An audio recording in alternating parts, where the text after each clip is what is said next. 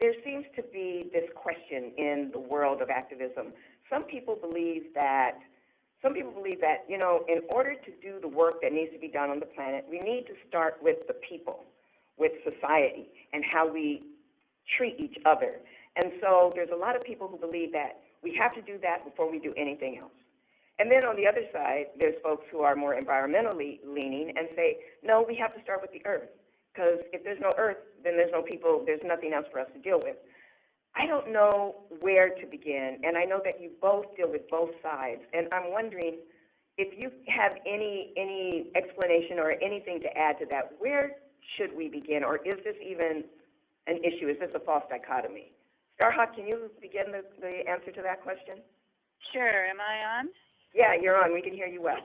Great. I think in some ways it's a false dichotomy. When you say start with, I kind of go back and say, well, wait a minute. I've been doing this for 40 years or more. We did start already. We're not starting now. We have a long heritage both of things like the human potential movement to draw on and the environmental movement.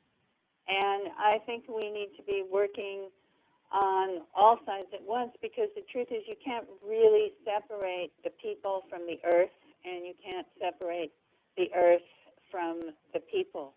There are those environmentalists who would kind of let you think people are a blight on the planet and the planet would be better off without us, but I'm not one of those. And I actually think that's, A, that's not true, and B, it's really impossible to organize people around the idea that the world would be better off if they just weren't there. I think we need to engage people in connection with the earth. We need to come back to the understanding that we are part of the earth, and that the earth is, the ground of what makes our lives possible. That there's nothing more important. Without earth, without water, without the things that sustain our lives and the lives of all the creatures around us, we really have nothing. And so it is ultimately, in some sense, it is a human problem. It's a problem of values and a problem of consciousness and a problem of politics, what our choices are. But I do strongly believe that the earth is resilient and that we are part of this great, creative, resilient life force. And that if we come around and start doing our part, we have immense powers of healing and regeneration that we can work with. That's great. Thank you. John, do you have anything more to add to that? Well, I was actually trying to imagine what the campaign would look like, where we would say, okay, no more people. Please sign up to be eliminated. So I think Starhawk is right. I completely second that. My feeling is that the really, and Starhawk, you write about this in one of your books in the appendix. I think the issue is historic trauma. I think we forgot how to be part of the earth. We forgot how to be really connected with nature, with ourselves, and with each other. Because ultimately, somewhere in our ancestral history, and probably everybody on this call, you've all had this experience in your family line. There was a time when your ancestors were told it's not okay to be yourself in the way that your ancestors always were. And that was in total relationship with the earth. And that was taken for granted as the birthright, the essence of being, really. And then it's not okay to be in relationship with each other, because if you're in relationship with each other, we're going to have to, conquer you militarily. So it's better to just keep to yourself, right? And then the other one is then, well, I can't really listen to myself, because if I do, it's at odds with all of that. My longings, my instincts, my impulses are telling me to be in relationship with you, with this beautiful Mother Earth, and with myself, but it's not safe. And so, the legacy we're dealing with is historic trauma. And when people realize that, they remember, oh, that's what it's about. And I have to look at my shadow and work with myself, and the things that I hate about this, or that the things I want to kill or destroy or get rid of in this world, are really just reflections of pain and grief and sadness and longings unmet. So we have a lot of, inner work to do, as well as reconciliation and healing with each other, and really reconciliation with this beautiful Mother Earth that supports us. That's really a very deep place to go right now, John, too, with this conversation. I love it. And when we think about historic trauma, there are so many different groups of people on the planet that have had a lot of trauma, and connected to nature. When I think about the Middle Passage, when I think about water and African people and kind of what that relationship has become. And so there's a lot of different, I think, experiences that are cultural experiences that are trauma-related, and then we look today and we see a disconnection, and we wonder, why is that disconnection there? And I think you're onto something right there. Starhawk, what do you think about this conversation? Yeah, I think that what John says really goes deeply to the heart of the matter.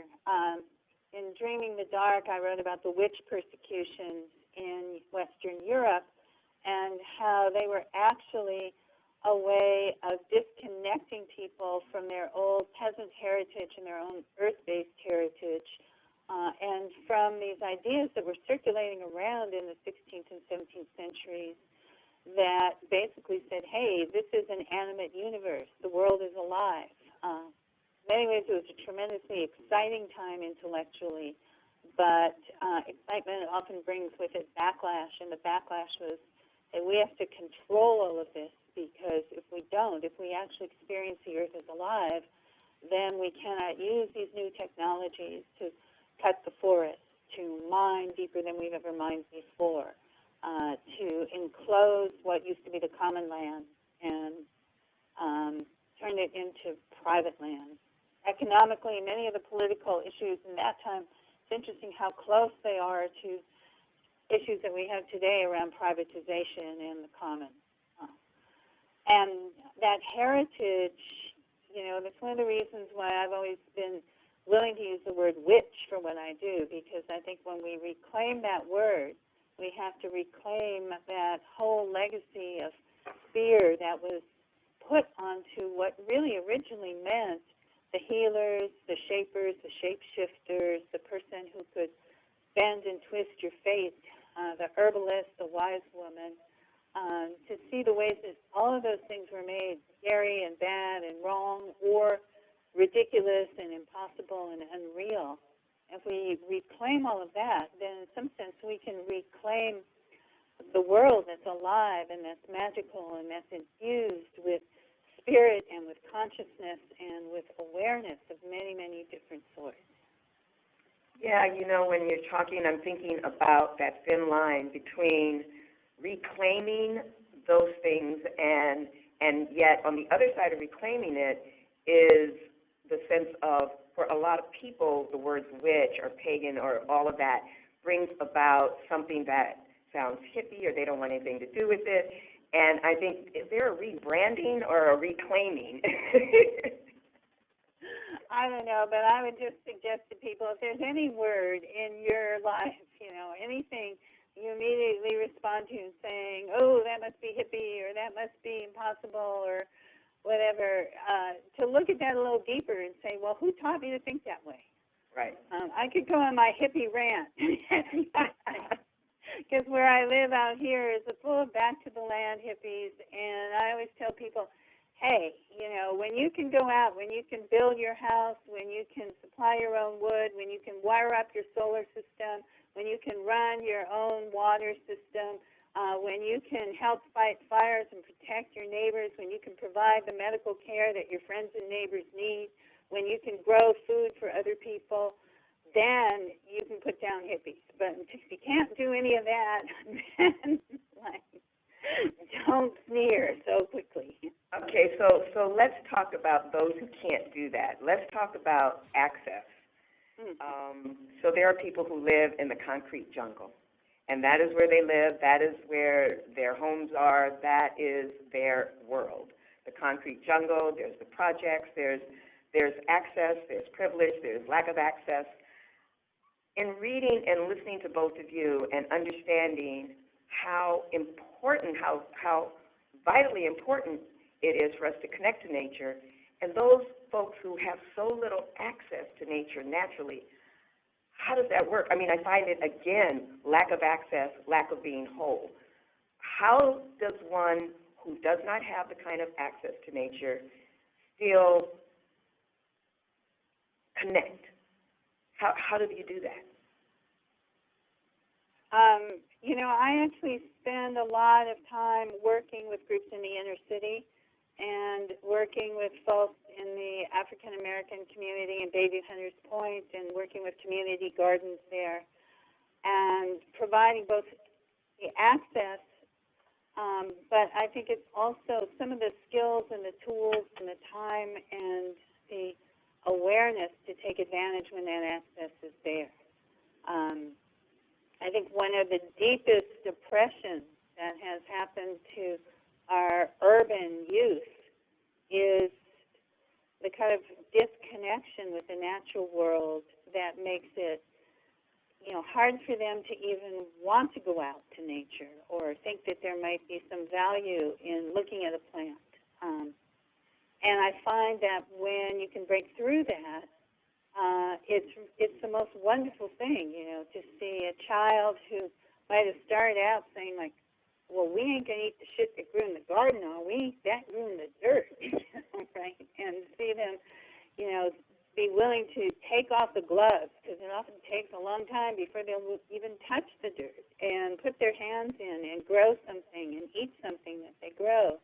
It's very, very satisfying, and it starts to go to the core of some of the deep things around health, around reclaiming the heritage that every culture has of people who have lived close to the earth and have been able to provide the things that they need. So I think one of the things is to really understand that nature doesn't have to be out in the woods or out in the wilderness. There's nature in a vacant lot. There's nature in the middle of the city. There's nature everywhere you go. It's a matter of opening our eyes and being able to look at it, listen to it, and watch it. I'll say the other thing that's important for these programs, because I see so many of them doing amazing, wonderful work and struggling, is just getting the funding, getting the support to keep those programs going. We do our Earth Activist trainings, our permaculture design courses. We do fundraising for diversity scholarships so that we can bring people of color and bring young people who've grown up in the inner cities out to do that. And it really, really helps just to have, the real financial support to make those things possible. Yeah, I'm so aware of your work and the good work that you've been doing at Hunters Bayview. It's really wonderful. And I know the difference that it makes in the youth who are completely disconnected.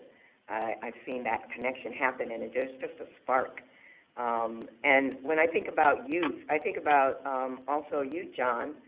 I mean, you were a little guy when you started really getting into nature. Your grandmother, and then the tracking that you learned at 10 years old. How do you see that translating with young people in terms of nature and their connection with nature? What has been your experience? Well, I have a very varied experience because I work with community leaders around the globe right now who are really trying to figure out, what are the friction points? What are the barriers to entry so that why don't people connect to nature anymore, and how can we resolve that? So it's a very big question you're asking, Konda, but I can see that tonight is all about big questions. So let's just go for it. I'm working with National Audubon right now. My book, What the Robin Knows, opened up a conversation with birders, and we talked about the reality that, this is from people who are birders, lifelong birders, and I don't mean any offense. I intend only goodness in my expression here, and I've gone and done a lot of book signings at Audubon centers, and I'm the youngest man in the room. and I'm 53. And the attendees are all elders. And I look around and I say to them, you all grew up before TV really got traction, huh? Because I was born into the era when there was 3 channels that we could depend on. And of course, there was a TV in the house, but it wasn't always good, and so you went outside a lot. And so these elders who are older than me, they remember when there was no TV, and they entertained themselves as children, as in a random, chaotic way. They played outside, and it wasn't random or chaotic, really, because biologically, the human body is created to have a conversation with nature. That's what it's designed to do. And if the parents are busy and working, you're blessed as a child, because you get to just go out and play all the time with your friends, and you just figure it out on your own, and your longings and your intuition, your instincts kick in, and lo and behold, you have a nature connection emerge. And the reason these people are birders now in their 60s and 70s and 80s and 90s is because when they were children, they fell in love with nature. And the reason they fell in love with nature was because they had timeless exposure. And I look at that, and Richard Louv wrote the book Last Child in the Woods, Saving Our Children from Nature Deficit Disorder, which really was a game changer on a policy level, and he's had a huge influence. And Audubon, they're looking at the future, and they're like, well, where are the children going to come from who are going to have that experience to fall in love with nature and then replace these people who have given their life, their time, their energy, their money to make the world of birds more likely for future generations? I mean, that's what you have to look at. When you look at conservation and you look at the behavior of people in Audubon, it's a bunch of people like you and me who are doing it because they love it. They're doing it because they're worried that there's not enough scarlet tanagers singing this year in their yard. Why? Oh my God, the rainforests are getting whacked down there, and there's no place for them in the winter anymore. So I need to be involved, and they have that connection. They see it. They're like, I have to do this. So the problem we're trying to solve, in my estimation, is that we have to create surface area and delivery mechanisms that allow children in urban settings, suburban settings, and really technologically highly mitigated settings, because that's what they all have in common, to rediscover that nature matters. And I like to talk about when you're solving a problem, it's good to know what problem you're trying to solve, and it's good to know what's effective in solving that particular problem. And in the Western postmodern paradigm, there's this idea that learning about nature equals nature connection. Well, my last 31 years of research on what really equals nature connection, and I mean that from the standpoint of, okay, what are the attributes of nature connection? I identified them. I figured out what it looks like when someone's connected to nature. Well, who's getting that result, and why? And so, of course, I don't need to say this, but people living in, indigenous, holistic community, like the San Bushmen that I visit every year now for 5 years, obviously their children are getting connected to nature. I mean, that's a no-brainer, right? So let's put that on one point on the continuum. They're eating 80% of their food from the plants that they gather every day. They don't have jobs. They don't have rent. They don't have, responsibilities in the way that all of us on this call are taking for granted, as normal, quote unquote, right? So we all accept that as normalcy. But these people don't have a normal experience. They live completely in their original pattern. So that's the one extreme, right? But hey, the result, they're getting the result. All their children have the attributes of nature connection from a very young age, and I cannot find a person within the population, within the village, that doesn't have the attributes of nature connection at any point in their life. So I kind of look at that as, maybe we could call that the control group, right? I mean, it's a weird way to look at it, but you could look at it that way if what we're after is nature connection. Right. And so how long have they been doing it? Well, what kind of data points do they have? Well, they've been doing it for about 235,000 years uninterrupted. So I think we can count on the fact that that there's something working for nature connection in that community. And I say it that way because they actually don't know. Like, they're not consciously competent about what's causing their kids to connect. And then I look at the exact opposite, Konda, that you referenced. People who have no access, people who live in a concrete world, and people who have a completely technologically, mediated experience. They don't even know that what I'm talking about exists. They don't even have a sense or a memory anymore that it's possible. And, Audubon is saying the future is not really like the Bushmen, the San Bushmen. The future is really like the people that are, in a technologically mediated urban or suburban experience that's completely consumerism based. The inputs in that situation are very different than the inputs that the San children are growing up with. That's like DUH, capital DUH, boldface, underline, exclamation point. However, if the problem we're trying to solve is how to create a citizenry globally that actually cares about the earth and cares about each other, we have to understand where and how has that happened before and what can we learn from that. But postmodernism also only references education. The only model for delivery is education. It's like, okay, put the kids in school and then deliver information and learning in a particular framework, but it's a very limited framework. But what I discovered was there's actually 4 frameworks that we need to look at, not one, and that education does not equal connection.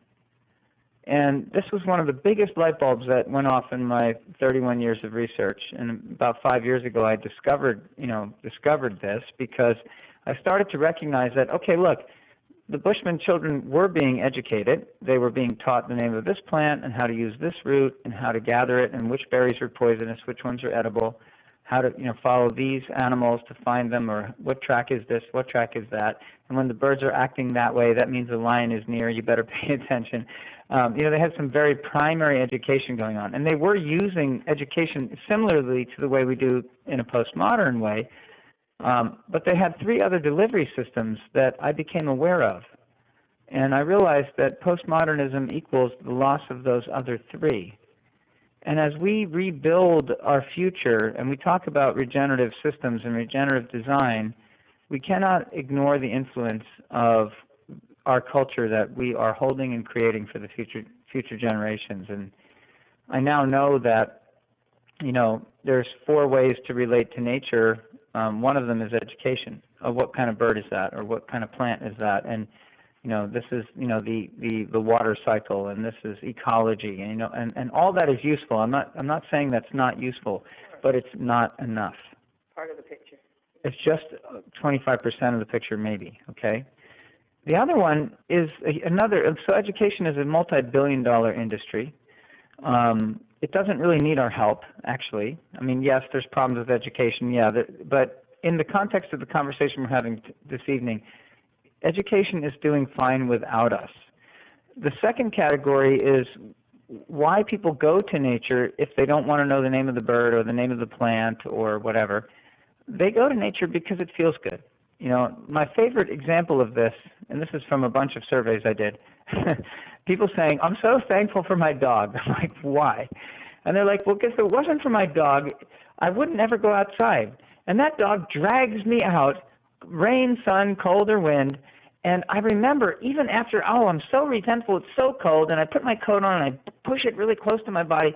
But after a few minutes out there, I remember how much it feels good to be out here, And so the second delivery system is what I would call nature experience or nature recreation. People walk their dogs, they garden, they stroll, they sit outside and just enjoy, companionship. They surf, they hike, they ski, they jog, they play soccer under the lights at night. I talked to some Latino guys one night. I was watching them play soccer in the rain, and I was so fascinated. And they looked so happy. And at the end of the night, I said to them, hey, why do you guys, play out in the rain? And the guy was touching his face. He says, because it feels so good. And it just summarized the whole thing. It's like people seek experience or recreation in nature because it feels good. And that's the second delivery mechanism. Right.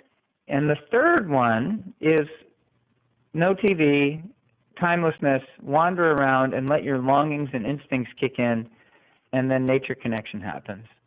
And when TV and technological mediation became the norm, that went out the window. But all the research says that it is nature connection that causes us to be conservation-oriented. It's nature connection that gives us mental, psychological, spiritual health, and those indicators are plummeting in the lives of many postmodern people. And Richard Louv writes about that in Last Child in the Woods. But timelessness in nature is not a delivery system we can leverage right now. I can't tell a parent, sign your child up for what we're going to do is drop them off and keep them from getting eaten by lions, and they're just going to wander around without adult supervision until they recreate that longing. We can't say to children in urban programs, okay, we've got a grant to basically take a bunch of kids on a bus. We're going to pull the bus up to this forested area, and we're just going to let them out, and then we're going to try to round them up at the end of the day, having had their own experience. So you can see that the third one, even though it's super important, it's almost impossible to get back. The fourth one is the one that where my hope lies. I feel there's hope in the educational world. I feel there's hope in the recreational world because they make great partners. But the fourth one is where the hope lies, and that's the role of culture. When I watch the San Bushmen, I understand that they know how to crunch, essentially shorten the timeline. If you let a child discover nature on their own in a timeless way today, they won't become San Bushmen in their complete connection in 20 years, because the culture drives connection. And today we think that culture is the arts or music or the theater, or we have all, like, if you go to Wikipedia and you look up the word culture, you'll be more confused about what culture is after reading that than before you looked at it. And I think that's the problem. I think we think that culture is something when culture actually does something. And what culture is a collection of elements that cause us to connect. Culture connects. That's the job of culture. It is designed to anticipate and override our shadow and our blind spots and to create massive redundancy in mechanisms that cause us to connect. And we no longer practice culture. We have a postmodern society, and the culture that we've evolved out of that is not connective. It's disconnective. So it's a matter of really allowing it to be what it really is, therefore, is to connect, and that's where your hope lies. And I think that, I said music and the arts, and what I'm finding right now is that one of the most powerful forms of connection happens through music. Yeah. And if people can remember what connection feels like, then they can bring connection back to their families and to their friends, and they can raise the bar on what they're willing to settle for. My conversation with you, Konda, is very connective. My relationship with Starhawk is based on connection. Like, I value connection, I understand it, but I've been studying it for 31 years, and I can feel a connection with you even though we're technologically mediated, because I can feel your passion and your concern. And people can learn to value and see and understand connection again, but they have to be exposed to it in a multidimensional environment. It's not an idea. It's not an ideological thing. It's not a political thing. It's not a religious thing. It's much bigger and deeper and more holistic than that. And when we restore connection, we restore hope. And that's it. That's it. I love that. I want to honor everything that you just said. I think that's really looks like you summed up the many years of your work into those 4 points, and it's really beautiful. And it makes total sense. I want to jump back with Starhawk, and I want to go a little bit even more back, Starhawk. When I look at the destruction of the natural ecosystems that has happened, that our entire survival is dependent upon, that I see that loss to me is rooted in the understanding of nature as sacred, that we've lost that understanding that nature is actually sacred. And yet, still today, in modern times, the people who still are connected to nature are the indigenous people who still see nature as sacred. And when I look at that, I think about spirituality, and I look at earth-based spirituality. And they are still rooted also in that earth-based spirituality. And I wonder, when monotheism came into play, is that when the break happened? What do you think about this?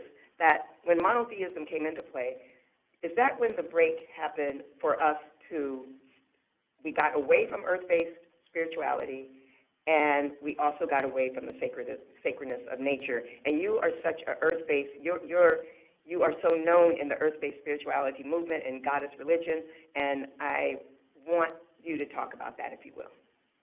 Sure. I was thinking when John was talking, for me, I sort of came into this through the avenue of culture, and it really came way back in the 70s when a lot of us as women were looking around saying, we're interested in ending the oppression of women, and we're recognizing that that is tied up with the oppression of other people of different races and classes and gender orientations and sexual orientations, and that goes back to what we value, where we locate value in our society. And we began to see, when you have a God who's considered male, as Mary Daly said, when God is male, right, the male is God. So is there anything different? Has there ever been anything different? And as we started to research, we realized, yes, there always has been, that indigenous cultures have always kept this understanding of the value, not just of female or feminine, because we get into all kinds of trouble when we start saying what's feminine, what's masculine, who's feminine, who's masculine. But this principle that life here in the world is what's sacred, and that diversity, the way that life flourishes, the cycles of life are sacred, not in the sense of, let's all bow down to it, but sacred in the sense that that's what's most important, what we so deeply care about. We care about it more than our own personal convenience or our own personal profit. And to do that means shifting our sense of value about those who bring life into the world, our sense of value around those who tend and care for life, even people like farmers or people who actually grow food or people who actually take care of children or old people. In our society today, those are the jobs that are least well paid, least well valued, whereas the things that are abstract, like manipulating financial figures, are tremendously rewarded instead. As we looked at that, we discovered that, yes, that exists in indigenous cultures. It existed in the past in ancient goddess traditions, and that, in fact, those traditions lie at the roots of every culture, including Western civilization. And yet, at the same time, we couldn't just go back and say, well, we're going to worship like they did in 3000 BC, because we aren't in 3000 or 5000 or 10,000 BC. And we also don't know exactly how they worshiped at that time. But we found that the images of those goddesses still spoke to us today very profoundly, because they are the images of things that speak to all of our lives. The most profound mysteries are actually the simplest and most common things, like birth and growth and death and decay and sexuality and healing and getting better. All of those things that we all experience, it's not about something supernatural. It's about shifting our sense of how we value our most common experiences. And so we said, all right, well, we'll create culture. We don't have a culture that we can live with. We'll make one up, because that's what they did 5,000 years ago. They made it up, right? and we embarked on actually really wonderful creative ways of creating ritual, because as John says, ritual is one of those forms that engage music and art and dance and senses and smells and things, and often, if you're lucky, are taking place in some natural space to connect you more deeply both with the natural world and with the human community that also celebrates those passages in the natural world. And then also that you mark the important things in your own life. And for me, I'll say that I came in through that, and then in the late 80s, the early 90s, I discovered both permaculture and also Jon Young's work. And that was really, I have to honor Jon as one of my great teachers, because what working with the wilderness awareness stuff did for me was to say, oh, and I can access that awareness. It's not just about my inner imagery. It's not just about ancient mythology. It's about just sitting in the woods, sitting in nature, opening up, learning to put myself in a state of consciousness where I can see and hear and take in what's going on around me. And when you do that, then what you find is the natural world really begins to speak to you on a very deep and profound level. Is around both of you being visionaries and for this new world that you see. And what was the impetus around that? What informed that new vision, Jon and or Starhawk? I can speak to that. Great. For me, there's a magical teaching that says if you want to create something, if you want something to happen, you can't just put out there what you don't want. You have to envision what you do want, and then you take that image of what you want and you direct energy through it. And I think that's such an important teaching and awareness. For me, that was very important in writing The Fifth Sacred Thing. I had been writing books like Dreaming in the Dark and Truth or Dare, and my first book, The Spiral Dance, about the ancient goddess religion. And I was asking the question of what would the world look like if we actually took this stuff seriously, if we actually built a culture around it. And it was a very important act of magic to try to envision that world and that culture and to put it out there and to use fiction, which is a great way where you can create something at very little expense. You just sit there and think it up and see how it works out.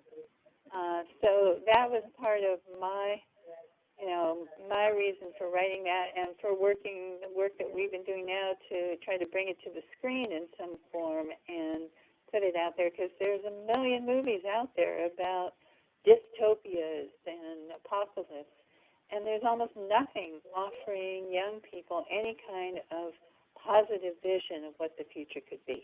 Question that I kind of extend what you just asked, Leah, in terms of, we talked about earlier, Jon and I, about this, a prescription for the future, and that what we're looking at, what we're needing right now is systems of resilience, and that nature is a part of that vitamin N for nature.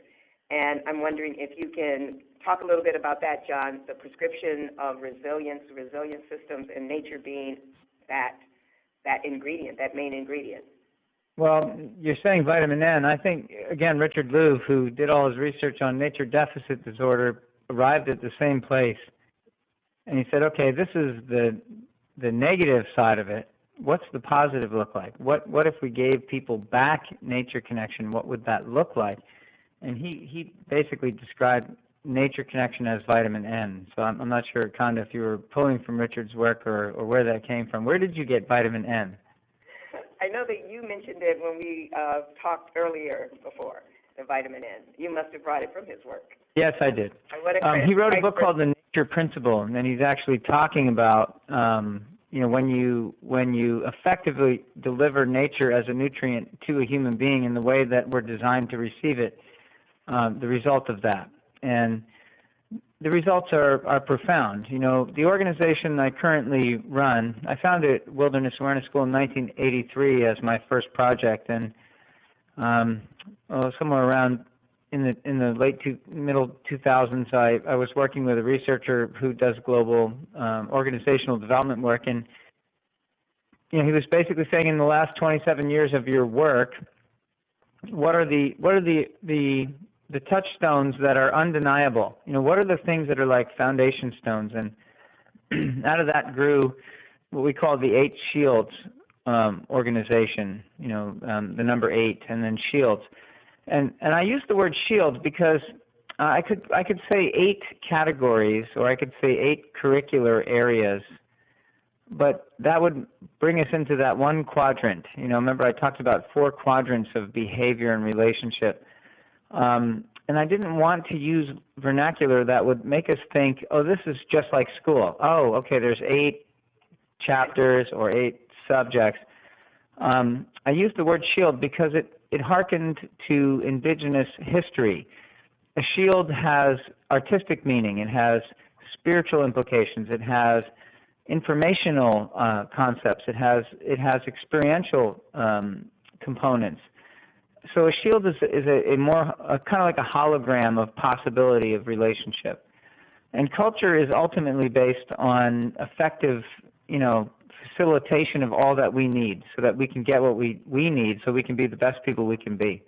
And as Starhawk said, you know, what if we imagined a future based on what worked before and what could work again in a new way? You know, and that's my entire life's work is based on that. I've worked with, well, there's more than 300, but I can count 300 organizations and communities worldwide that are applying 8 Shields concepts. And each of the shields results in an attribute that tells you, yes, we've connected. You know, so I've sewn together the outcome of connection delivery with the activities that result in delivery. You know, and that's what 8 Shields is about. It's like a cultural rehabilitation process. And are these practical tools that yes. one can, because one of the things that I think is, you know, there's the theory of we need to connect, and then you've got, you know, Mary who has 2 kids and comes home, goes to work and has, Yep. you know, cook dinner, and she doesn't have time to have a sit spot. She doesn't have time to you know, all of it. What are the practical tools? What are the practical tools that we can actually, even from this conversation, if you can give us one good, because time is moving and I need to just keep it going, but can you download us one good practical tool that we can walk away with? Absolutely. I mean, you said we don't have time for a sit spot. You know, I live in Santa Cruz. I live in the flats, in the town. You know, there's, like, if I opened my window over there and looked out the window, there'd be cars coming at my window, you know, all day. Feng shui, bad, I'm sure. But I can walk out my front door and sit for 5 minutes anytime I want to. That's right. And when I walk outside and sit for 5 minutes, I see a mockingbird. And then I see a Eurasian collared dove. You know, I see starlings fly over. You know, great blue herons fly over. We can connect anytime we choose to. You know, and as I did before, I connected to you, Konda, because, you know, I really value what we're doing right now, and I value that you value this, that we're making the time and space to make this happen. That's my choice, isn't it? That's right. You know, we can choose to connect.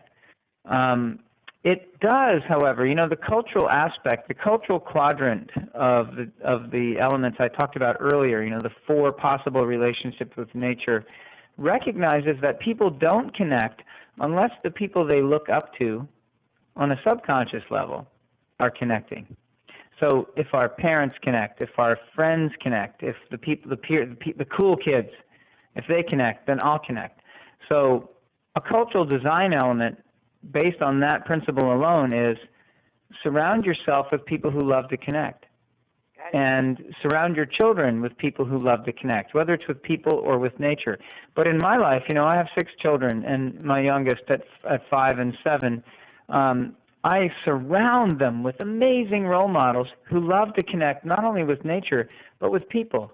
And I don't have to do anything curricular or organizational or thoughtful.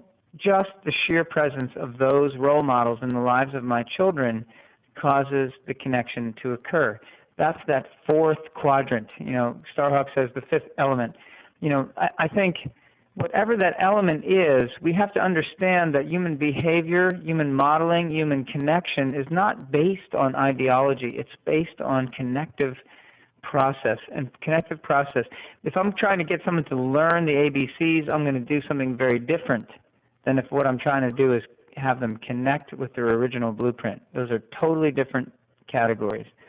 When you talk about the original blueprint, that goes back to the subject of our discussion here, which is about awakening to our original design, and I think that's what you meant by that. Is that natural original connection? Yeah, that's what you exactly meant. What I mean by that. When I say awakening to our original design, I'm saying like, okay, what is this human body? What is it designed for? And forget the designer. You could say Big Bang, which I personally don't believe. Random chemical reactions that resulted in this end result that we're sitting here having a conversation. I don't believe that either. I see too many synchronicities. But I look at this hand and I say, what was this originally designed to do, right? And the whole field of ergonomics looks at that. Okay, if you sit in a slumped position in your chair, you're going to have a backache. And you need to learn to sit differently in your chair because your body is not designed to sit in that slumped position. We look at design a lot within the postmodern experience, and a lot of what we experience as positive experience in our interactions in the commercial world or the airline industry or in our cars is based on the fact there's just people looking at, okay, here's your body, here's your nervous system, here's your skeleton, here's your muscles. When you use them in this way, it causes repetitive stress disorder, right? Oh, but if you use it in this way, it's better for you. Take yoga classes, right? Or, sit differently in your chair. And the level at which I'm discussing connection is at that level. It is not ideological. It's like if we want our children to connect, if we want our communities, our neighborhoods, our families to connect, we don't want to look at it as an ideological argument. Right. We want to simply model really good examples of connection. Because the one thing I can tell you kind of without doubt is that in 31 years of doing my work, when people hit the 8 attributes of connection, they are really wholesome, really alive, really electric people, and people look up to them as leaders. It doesn't matter their background, their demographics, their racial heritage, their culture, their religious beliefs. They become role models and lights for others to follow, and the children naturally follow them. So that is a design challenge. One of the things that we'll get a chance to do we're coming around to the end of our time together, and unfortunately we weren't able to get any other questions in here. But I am announcing right now that before we close, we want folks to know that there is a survey that will be posted. You'll see it on the WebEx platform. We're posting a survey, and it's really simple and quick and easy, and we're hoping and asking that all of you who are out there in the listening audience who would please fill out that survey because it helps us to get better and to know the things that are working and that are not working. And so if you would please fill out that survey, and I think it's going to get posted right now. So I want to jump to Starhawk quickly, and you have 1 minute, Starhawk, if you would, to give us an update of something that's happening in your world that we should know about, events or anything that you'd like to announce. There's a lot happening. I teach permaculture design courses called Earth Activist Trainings that include the permaculture, but with a grounding in the spirituality, the nature awareness, and also in organizing and activism. We have one coming up at OUR Eco Village in British Columbia in May. We'll have another one in January. We also have longer-running internships for a few people at our ranch. You can find that information on my website, starhawk.org, as well as a lot of the other events. I'm doing events on the East Coast, a weekend in Row, Massachusetts at the end of May, another festival called Unifier. There's so much happening. So you can go to my website, which is starhawk.org, or you can go to the Earth Activist Training website, and I believe we'll send these all out. Also, if people want to keep up with what's going on around translating the Fifth Sacred Thing into a visual film of some sort, we have a website, thefifthsacredthing.com, and we also have a Facebook page, and I also have Facebook, Twitter, all of that. So it'd be wonderful. You know, I really strongly encourage people to get out. Permaculture will teach you the practical skills and tools we need to regenerate the world. I would have to attest to that. I got permaculture certified myself, and I love it. It has changed my life. You can find that with what Jon teaches. We've got some really powerful people out there who really know how to remake the world and heal it. That's awesome. We have, Jon, I have 30 seconds. Can you just give us one thing that's happening with you that the listening audience can know about, that you want them to know about? Yeah, please just visit the number 8shields.org/Pachamama. We created a link that would link to this conversation tonight. Great. The thing we're most excited about is an upcoming training in how to use music and cultural elements as a powerful tool for facilitation and healing and restoring deep nature connection in communities. So yeah, just check out our website, 8shields.org, the number 8. And please get my book, What the Robin Knows, How the Birds Revealed the Secret of the Natural World, and it will sort of, you'll see a lot of the stuff that I didn't say in the book has been said in this conversation. And I just want to am so thankful for Starhawk and all her work, and you, Konda, and the Pachamama Alliance, and everybody who's been part of this tonight. Thank you so much. Yes, and your timing is perfect. I just want to thank you for taking the time and being with us, and also Starhawk. Thank you so much for joining us. This was really wonderful, and I'm wishing everybody a really good, may you have a good Earth Day on the 22nd. And I'm hoping that our listening audience also has some deep takeaways around connecting with nature, because this has been truly an inspiring conversation around how vitally important it is for us to connect.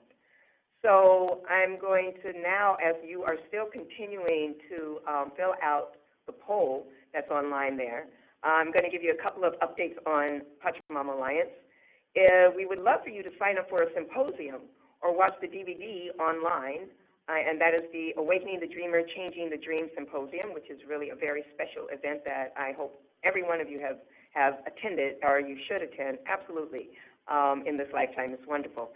And to like us on Facebook, that's pachamama.org, and to like us on Facebook. And then I want to tell you about the up-and-coming next event that we're going to have, conversation. You're going to join, if you could join us at our next one with Elise Hogue and Sam Daly Harris. And that's going to be Stories of Change, Healing the Break Between People and the Government. And that's going to happen on May 13th. And so it would be a really interesting conversation to join us on, and we hope you'll be there. And many of you who are obviously interested in the topic that we had today will also probably be interested in our July conversation, and that is with John Perkins and Arcan, who is an Indigenous leader. And the title of that particular talk is going to be Reaching Through the Spirit World, the Path to Connecting the Earth Universe Human Nature Experience. So again, John Perkins and Arcan, Indigenous leader and friend of the Pachamama Alliance, and you can register for both of those online right now on pachamama.org. So we are come to the end of our conversation, and on behalf of the Pachamama Alliance, I just want to thank everyone for joining us, and we hope that you will, of course, join us again in the upcoming months. And we're wishing you and everyone and everywhere and all future generations a thriving, just, and sustainable world. Thank you so much, and hope to see you next time.